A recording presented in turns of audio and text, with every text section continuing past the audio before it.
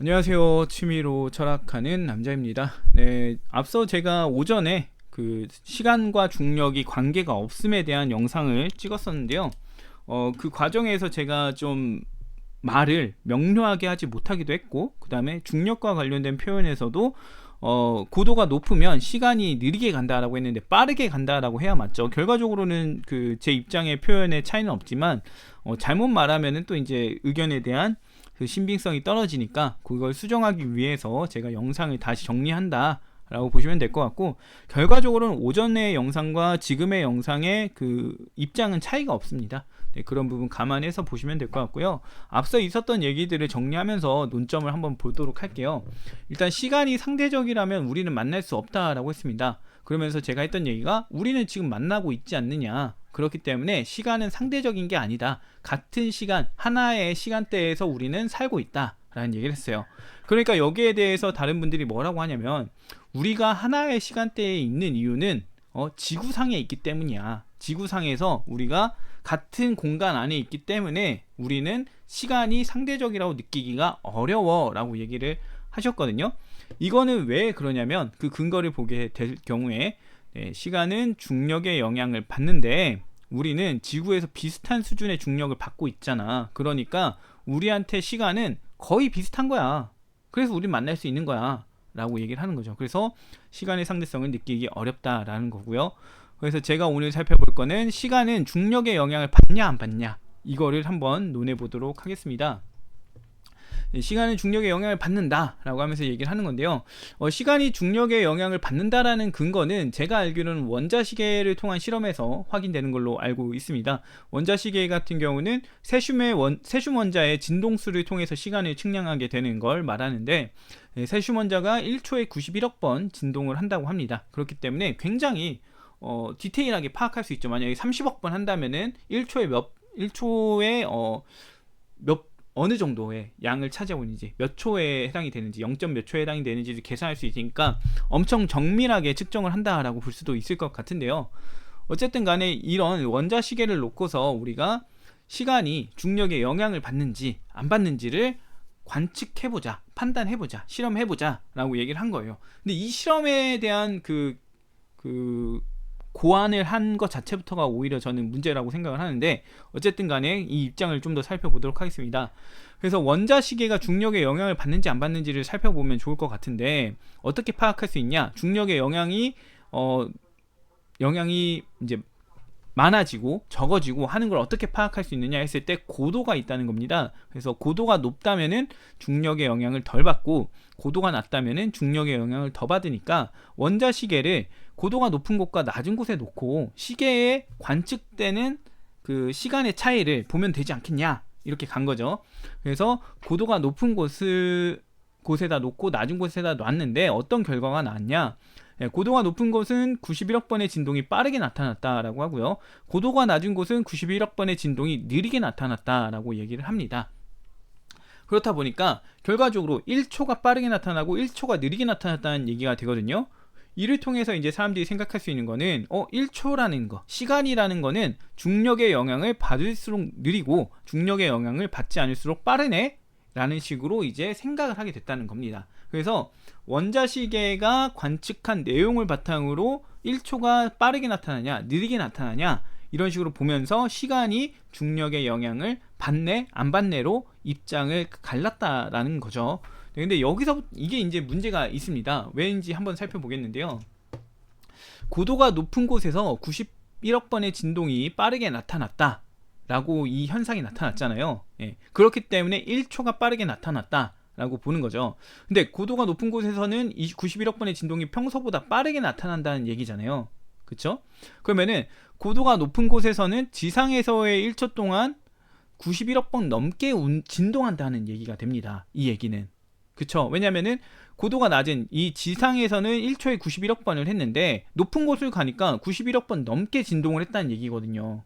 그러니까 91억 번만큼 한다면은 지상의 1초보다 더 빠른 시간 내에 1초가 결정됐다라는 겁니다.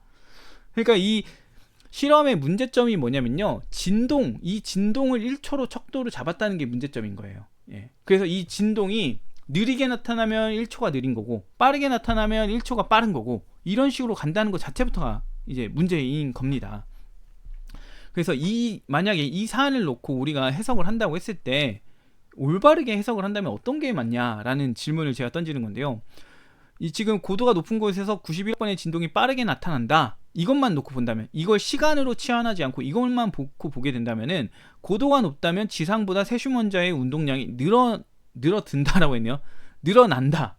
늘어난다가 되겠죠. 늘어난다라고 해석을 해야 되는지, 고도가 높다면 시간은 중력의 영향을 받는다라고 해석을 해야 되는지가 이제 갈린다라는 거예요. 우리가 지금 당장 보여지는 현상을 보게 되면은 고도가 높다면 세슈먼자의 운동량이 늘어난다죠. 늘어난다. 늘어났고 이게 왜 늘어났느냐, 이것이 늘어나는 것이 무엇을 의미하느냐를 봐야 되는데, 지금 그걸 봤을 때 뭐 시간으로 해석할 수도 있고 뭐 어떤 에너지의 영향이라고 해석할 수도 있고 다양한 해석의 여지가 생깁니다. 그래서 지금 우리가 이 원자식의 실험을 통해서 파악한 게 뭐냐라고 하게 되면은 지금 세슈먼자의 운동량에 대한 걸 파악했지 시간을 파악하지 않았다라는 얘기를 제가 하고 싶은 거예요. 그러니까 세슈먼자의 운동량이 늘어나면 그거는 1초가 늘어난 거고, 그 다음에 줄어들면 1초가 줄어든 거예요. 줄어들었다는 거 1초가 빠르다는 거죠. 시간이 빠르다는 거죠. 그렇게 되니까 지금 모든 1초에 대한 기준이 91억 번의 진동에 맞춰져 있어요. 그러니까 91억 번의 진동을 바탕으로 해서 이게 적게 나타나면 시간이 빠른 거고 느리게 나타나면 시간이 느린 거고, 이런 식으로 해석하는 게 과연 맞냐라는 겁니다. 이게 과연 시간 자체에 대한 관측이냐라는 건데요. 정말 시간은 중력에 의해 영향받는 게 맞는가? 라고 이제 제가 얘기하는 건데, 우리가 원자시계를 통해서 파악한 것, 고도가 높고 낮은 것을 통해서 파악한 거는 두 가지입니다. 원자시계의 주기운동의 결과, 얼마나 빨리 원자시계가 주기운동을 했는가 안 했는가 이거죠. 그 다음에 원자시계의 위상 차이, 높은 곳에 있었냐 낮은 곳에 있었냐, 이 두 가지밖에 파악을 하지 않았어요. 그럼 결과적으로 원자시계 실험을 통해서 우리가 파악한 거는 시간이냐 이겁니다. 지금 이 부분에 대해서 시간을 파악한 적이 있냐 아니면 파악할 수 있냐 생각을 해보면, 제가 앞서 영상 만들었을 때 과학자분이, 교수분인지 어쩐 분인지 모르겠지만 아무튼 어떤 한 분이 얘기를 하셨습니다. 여러분이 시간을 보신 적이 있으신가요? 라고 과학자 스스로가 얘기를 했어요. 시간을 본 사람은 없죠. 본 사람이 없으니까 파악이 될 수 있을까요?